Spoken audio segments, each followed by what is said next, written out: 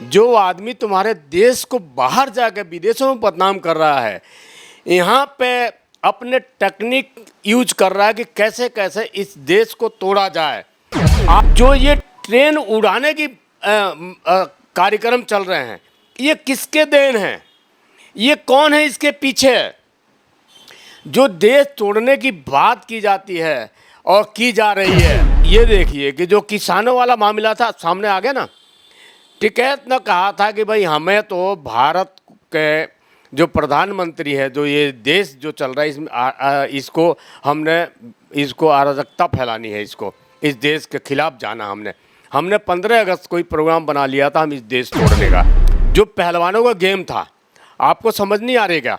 मैं कहता हूँ, जो मैं उन लोगों को जो कह रहा, जो लोग कांग्रेस से जुड़े हुए हैं, भाई आंखें मत बंद करो। आप पहलवानों को कांग्रेस टिकट भी दे रही है। तो वही तो मैं कह रहा हूँ ना, वो किसके लिए लड़ रहे थे? वो देश के लिए लड़ रहे थे क्या? वो भी देश के खिलाफ थे, उनको लड़ाया जा रहा था। वो किसके भाषा बोल रहे थे? वो कांग्रेस का भाषा बोल रहे थे ना। पहलवान, आप ये देखो, जो पहलवान जो बच्चा आगे आने वाला था, उसकी भविष्य खतरे में कर दिया ना इन्होंने डाला ना। आज पहलवानों के क्या समाज में कितनी इज्जत थी, जो इन्होंने उसको साख को गिराया ना इन्होंने कहीं कहीं। नमस्कार, आप देख रहे हैं सनसनी रिपोर्टर और एक बार फिर हमारे साथ जुड़ने जा रहे हैं आरपी सिंह जी, जिन्हें लोग समाज सेवक के रूप में जानते हैं।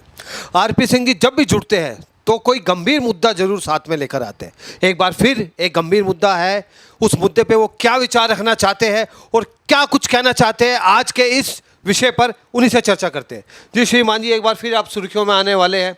आपकी वीडियो बड़ी वायरल होती है, जब दर्शक आपको देखते हैं तो कमेंट भी आते हैं, तो इस बार का क्या विषय है वो बताइए। देखिए, जय श्री राम।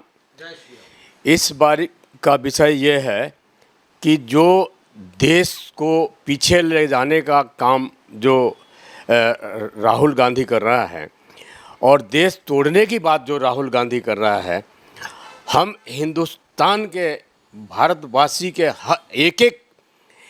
एक एक लोगों से मैं अनुरोध करना चाहता हूं कि भाई इस आदमी से कैसे निपटोगे?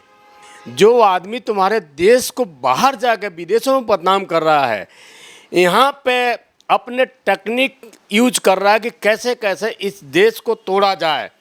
आप ये बात आप ये देखिए, जो ये ट्रेन उड़ाने की कार्यक्रम चल रहे हैं, ये किसके देन हैं? ये कौन है इसके पीछे? जो देश तोड़ने की बात की जाती है और की जा रही है, आतंकवादियों को बढ़ावा दिए जा रहे हैं विदेशों में जाके। आप ये देखो कि जिन लोगों के साथ आप जो भारत को नुकसान पहुंचाने वाले लोग हैं, उन लोगों के साथ जाकर उनकी टीमों से मिल रहा है, उनसे जाके मिलता है, भारत की बुराई करता है, तो इस देश का कैसे हुआ ये? और देश का कैसे भला कर सकता है ये आदमी? ये आदमी, आपने देखो, एक बटैर इसकी हाथ लग गया है। विपक्ष का नेता बनने के वजह से इसकी थोड़ी साख बढ़ी है और ये इतना ज़्यादा उछलने लगा है कि ऐसा ना हो कि तेल के कढ़ाई, उबलते हुए तेल के कढ़ाई में ये किसी दिन गिर जाए। ऐसी नौबत आने वाली है जो इसके हाव भाव से लग रहे हैं।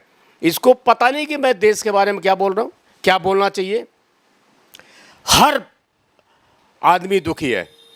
मैं हर हिंदूवादियों से, हर हिंदू से मैं आग्रह करना चाहता हूँ कि भाई जो कांग्रेस के साथ जुड़ा हुआ है नेता, मैं उससे भी अनुरोध करना चाहता हूँ कि भाई अगर देश का भला चाहते हो तो आपको उसका साथ छोड़ना बहुत ज़रूरी है। क्यों? आपको पता तो है, आप कह देता हमारे देवी देवताओं का हिंसक कह देता, आप ताली बजा देते हो। क्यों बजाते हो ताली? आप ये देखो, आप सभी को तो पॉलिटिक्स में लाने वाला नहीं है, सभी को टिकट देने वाला तो नहीं है, सभी को जिताने वाला तो नहीं है, सभी जीतेंगे तो नहीं। आप ये देखिए कि जो किसानों वाला मामला था सामने आ गया ना। टिकैत ने कहा था कि भाई हमें तो भारत के जो प्रधानमंत्री है, जो ये देश जो चल रहा है इसमें इसको अराजकता फैलानी है, इसको इस देश के खिलाफ जाना। हमने 15 अगस्त को ही प्रोग्राम बना लिया था हम इस देश तोड़ने का। आप पहलवानों को देखें, आप जो पहलवानों का गेम था, आपको समझ नहीं आ रही क्या? मैं कहता हूँ, जो मैं उन लोगों को जो कह रहा, जो लोग कांग्रेस से जुड़े हुए हैं, भाई आंखें मत बंद करो आप। उन्हीं पहलवानों को कांग्रेस टिकट भी दे रही है। तो वही तो मैं कह रहा हूँ ना, वो किसके लिए लड़ रहे थे? वो देश के लिए लड़ रहे थे क्या? वो भी देश के खिलाफ थे, उनको लड़ाया जा रहा था। वो किसके भाषा बोल रहे थे? वो कांग्रेस का भाषा बोल रहे थे ना।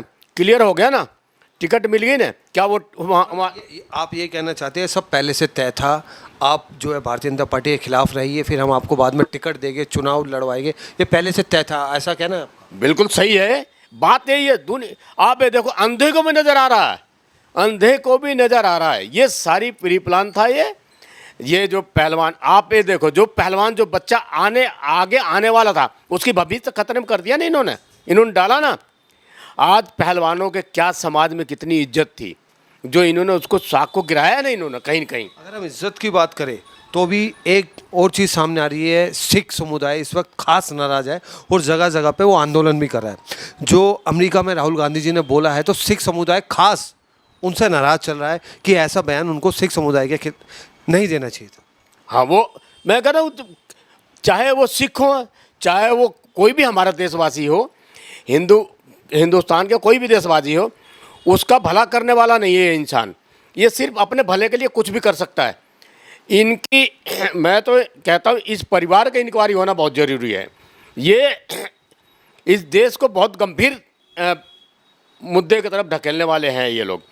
ये देश को, आप ये देखें कि देश को टुकड़े करने के फेवर में है ये पूरी इनकी प्लानिंग चल रही है। आपका ऐसा कहना, लेकिन उसके बावजूद भी कांग्रेस का कद बढ़ता जा रहा है लगातार। नहीं, कहाँ बढ़ रहा है कांग्रेस? यूपी में बात करें तो कहाँ यूपी में, कहाँ कांग्रेस का कहाँ कद बढ़ा है? यूपी में जो उन्होंने जुमला दिया है 8,500 रुपये का, उसके बाद जो महिला इनके कार्यालय पहुंची है कि वो 8,500 रुपये का क्या हुआ, तो राहुल गांधी जी का कहना था भाई हमारी सरकार नहीं बनी तो अभी हम वो वादा पूरा नहीं कर सकते। लेकिन कांग्रेस का कहीं ना कहीं कद तो बढ़ा है उत्तर प्रदेश। नहीं, जहाँ सरकार बनी है वहाँ कहाँ दे रहे हैं? वहाँ दे रहे हैं पैसे? वहाँ कहीं पैसे हैं? वहाँ पैसे दे रहे हैं क्या? ये साफ। तो इसके मुंह पर कालिक पोतना चाहिए कि नहीं? ऐसे लोगों को, झूठ बोलने वाले का मुंह पर कालिक पोतना चाहिए, महिलाओं को जाके। मैं तो महिलाओं से हाथ जोड़ के निवेदन करता हूँ कि जो झूठा है, उसको, झूठे को यही तरीका है, उसके मुंह पर कालिक पोत के और उसको बहिष्कार करो, क्योंकि ये झूठ सिर्फ देश के विरोध में बोल रहा है ये। अभी हमारे कांग्रेस के नेताओं से कुछ बात हुई तो उनका कहना है कि इस बार हम दिल्ली में विधानसभा में अपनी सरकार बनाएंगे। अपनी सरकार सपना देखते रहो ना, अपनी सरकार ये बनाएंगे, क्योंकि इनकी असलियत पता लग गया है। आम आदमी के साथ मिलके, वो टोटी चोर के साथ मिलके, लालू चारा घोटाले वाला के साथ मिलके ये देश के लिए काम करेंगे। उनका कहना है कि दिल्ली में कांग्रेस अपने दम पे लड़ेगी। दिल्ली में लड़ेगी, लेकिन दिल्ली में थोड़ा इनका कद तो बढ़ेगा, क्योंकि आम आदमी जो है उससे परेशान हो चुका है। आप ये देखें, दिल्ली पानियों में डूब रही है, दिल्ली में ना कोई काम हो रहा है। हाँ, शीला दीक्षित ने काम ज़रूर किया था, उसको बुलाया नहीं जा सकता, लेकिन ये बड़ी अच्छी आपकी बात लगती है। चाहे वो किसी भी पार्टी का हो, लेकिन आप उसकी काम की जो चर्चा करते हैं, ये बड़ा अच्छा लगता है आपको। नहीं, शीला दीक्षित ने काम किया है, सभी दिल्ली वासियों को पता है। उसके बाद कहाँ काम हुआ है? उसके बाद जब से ये आए हैं, इन्होंने एक फ्लाईओवर बता दें कि एक फ्लाईओवर बनाया है, बसें चलाई, महिलाओं के लिए बसें चलाई, 200 यूनिट पानी फ्री, एक के साथ एक बोतल फ्री। हाँ, ये जरूर किया इन्होंने, एक के साथ एक। उसी के चक्कर में वो जेल तक पहुंच गए। हाँ, तो एक के साथ एक फ्री इन्होंने किया, वही काम किया है कि इन्होंने, क्योंकि उसमें भी इनको ये था कि पैसे कैसे लूटा जाए, कैसे खजाने को खाली करके अपने खजाने भरे जाएं, वो काम किया इन्होंने। इसीलिए तो जेल में है। जितने भी नेता हैं इनके, जितने भी नेता हैं इनकी, सबकी इंक्वायरी करो ना, ये कहाँ से कहाँ पहुँचे हैं। उस आंदोलन जो थी, जो अन्ना हजारे का आंदोलन थी, अन्ना हजारे का आंदोलन से तो मैं जुड़ा हुआ था, मेरे बहुत सारे साथी जुड़े हुए थे, बहुत लोग जुड़े हुए थे पार्टी। अच्छा, अन्ना हजारे जी को आप पसंद करते हैं, कांग्रेस की शीला सरकार को आपको पसंद है उनके कार्य, तो आपको क्या लगता है कि दिल्ली में विधानसभा में इस बार किसकी सरकार होगी? क्या लगता है? व्यक्तिगत मैं आपसे वैसे एक अपना आपकी राय ले रहा हूँ। देखिए, अगर दिल्ली को सुधारना है, अगर दिल्ली को स्वर्ग बनाना है, तो बीजेपी को आना बहुत ज़रूरी है। क्यों? उसकी वजह बताइए। देखिए, मदन लाल खुराना जी ने मेट्रो लेके आए ना, दिल्ली को मेट्रो लेके आए मदन लाल खुराना। मदन लाल खुराना ने ही जो रोड की हमारी जो दिल्ली के जो रोड की सड़कें जो थी, सड़कें चौड़ी करने का जो प्लानिंग था, ये मदन लाल खुराना का था। ठीक है, दिल्ली में जो काम मदन लाल खुराना ने जो सोचा था ना, जो जिस पर्पज पर आए थे, जो चले थे, वो मदन लाल खुराना। एक विडंबना ये है, केंद्र में भारतीय जनता पार्टी की सरकार है, लेकिन कई सालों से दिल्ली में बीजेपी की सरकार नहीं है और एमसीडी में भी अब बीजेपी की सरकार नहीं रही। तो क्या लगता है, जब एमसीडी में नहीं है, उतने सालों से विधानसभा में बीजेपी की सरकार नहीं है, तो इस बार क्यों बनेगी सरकार? वजह बताइए।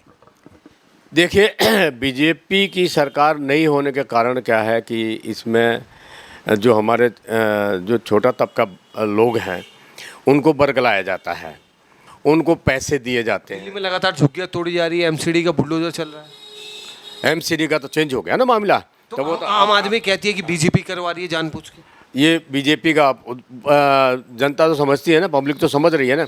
वही बीजेपी ने एक पैटर्न दिया था, जहाँ झुग्गी वहाँ मकान, लेकिन झुग्गियाँ साफ हो रही है, कोई मकान नहीं मिल रहा। नहीं, मकान तो ऐसा जब गवर्नमेंट ने बोला था, बीजेपी ने बोला था, और जो बीजेपी जो बोलती है, जो कहती है, वो करती है। आप पूरे इस देश में देखें, आप जितना काम हुआ इस देश में हिंदुस्तान में जितना काम हुआ है, आप कभी सोच सकते थे क्या? आज दिल्ली का हालत देखो, आज हम व्यापारी हैं, व्यापारी इतना दुखी है जिसका हदो हिसाब नहीं। दिल्ली से लोग छोड़ कर दिल्ली को बाहर जा रहे हैं। आप यहीं गाजियाबाद चले जाइए ना, आप गाजियाबाद से आप पूरे यूपी चले जाइए, देखिए कितना काम है। आप इधर खरखोदे की तरफ चले जाइए, आप देखिए कितना काम है। आप ये मानते हैं कि दिल्ली में योगी जैसा सीएम होना चाहिए? बिल्कुल होना चाहिए। मैं कहता तो अगर दिल्ली को सुधारना है तो योगी जैसे तो बहुत ज़रूरी है यहाँ पे। आपकी नज़र में कौन है कि योगी जैसा सीएम दिल्ली में बनना चाहिए? कौन दावेदार लगता है?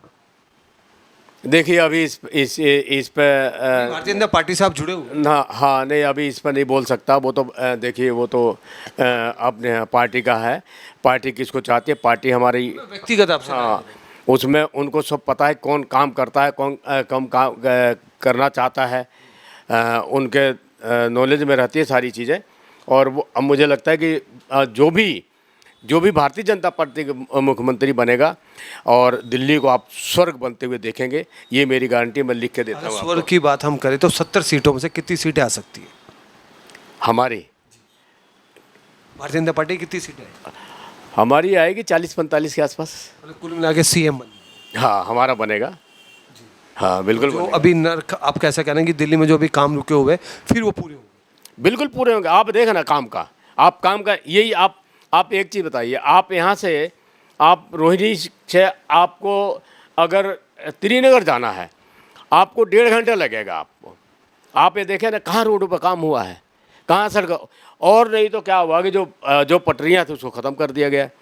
अब पटरियाँ जो ख़त्म किया गया, उसमें क्या, उसमें वो अपने लोग उस पर चाट पकौड़े लगा रहे हैं, रेडी लग रही है। दिल्ली में फुटपाथ तो बची ही नहीं। खैर, तो फुटपाथ को कितना जाम लग रहा है, आप ये देखो। दिल्ली में फुटपाथ सब अतिक्रमण है। हाँ, उन्होंने चाहे वो अस्पताल हो, चाहे वो होटल हो, चाहे वो मार्केट हो, फुटपाथ को उन्होंने बिल्कुल घेर लिया है। कोई वो तय बाजारी कहता है, कोई कुछ कहता है। भाई, ये काम तो जो काम इन्होंने जो किया है, वो बहुत गलत काम किया है। उससे ट्रैफिक दिल्ली का बहुत बुरा हाल है। ये कार्य एमसीडी करेगी। अंत में मैं आपसे एक बात और पूछना चाहूँगा कि इस बार, क्योंकि आप संदेश जरूर देते हैं अंत में, और बड़ी अच्छी बात लगी, आज आपने कांग्रेस की भी तारीफ़ करी, आपने बीजेपी की भी तारीफ़ करी, और आपने आप सीले सरकार की भी तारीफ़ करी। बड़ा अच्छा लगा, उनके कामों की तारीफ़ करी आपने, जो काम उन्होंने किए। तो अंत में क्या संदेश देना चाहिए दिल्ली विधानसभा के चुनाव को लेकर?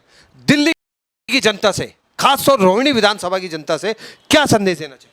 देखिए, रोहिणी की जनता से मैं ये संदेश देना चाहूँगा कि हमारे विधायक जी बहुत कर्मठ हैं, और जब से वो जुड़े हैं पार्टी से, उन्होंने खूब काम किया है। आज भी कोई चला जाता है उनके पास तो खूब काम करते हैं विधायक जी हमारे। और मैं पब्लिक, अपने हिंदू भाइयों से ये अपील करना चाहूँगा कि हरियाणा में इलेक्शन चल रहा है, हरियाणा में इलेक्शन होने वाला है। कांग्रेस को हराना बहुत ज़रूरी है, नहीं तो देश तोड़ देंगे ये। अगर देश को आप जुड़े रहना देखना चाहते हैं तो कांग्रेस के जितने नेता हैं, मैं उनसे भी अपील करूंगा कि इसे छोड़ना बहुत ज़रूरी है। आप हिंदुस्तान के लोग हैं और हिंदुस्तान की रोटी खा रहे हैं और भारतवासी हैं। आप जय श्री राम बोलें, भारत माता की जय बोलें। आप कांग्रेस में रहकर ये चीज़ें नहीं बोल सकते। क्यों नहीं बोल सकते? आप ये देखिए ना, पैदा तो हिंदुस्तान में हुए, इस भारत में हुए हैं। आप भारत के जय माता क्यों नहीं बोल सकते आप? आपको रोका जाता है, क्यों रोका जाता है? क्यों आप उनकी बात मानते हैं? क्योंकि उन्होंने इस देश को टुकड़ा करना है, टुकड़े टुकड़े करना है। तो आपसे निवेदन ये है कि जो भी कांग्रेसी के अच्छे नेता हैं, मैं उनसे अपील करता हूं, आप इस देश का भला चाहते हैं तो कांग्रेस का साथ छोड़ना बहुत ज़रूरी है। जय श्री राम। देखिए, बड़ी अजीब बात है। आरपी सिंह जी का कहना है कांग्रेस में जो अच्छे नेता है वो कांग्रेस का दामन छोड़ दें, और भारतीय जनता पार्टी का और आरपी सिंह जी का ये कहना है कि कांग्रेस मुक्त हो जाए, यहाँ से चली जाए, ख़त्म हो जाए। ये ऐसा समय समय पर कहना है। अब हरियाणा में चुनाव है, दिल्ली में भी चुनाव है, लेकिन आप जिस दिन वोट डालने जाए तो एक बार अपने देश हित के लिए, अपने समाज के लिए जरूर सोचें कि जिस कैंडिडेट को आप वोट दे रहे हो क्या वो उसके काबिल है या नहीं है, क्योंकि 5 साल फिर आपको पछताना होगा। ये तय आपको करना है, ये आपकी अपनी व्यक्तिगत है। चलिए, फिलहाल के लिए इतना ही। आप देख रहे हैं सनसनी। वंदे मातरम, इनकिलाब जिंदाबाद।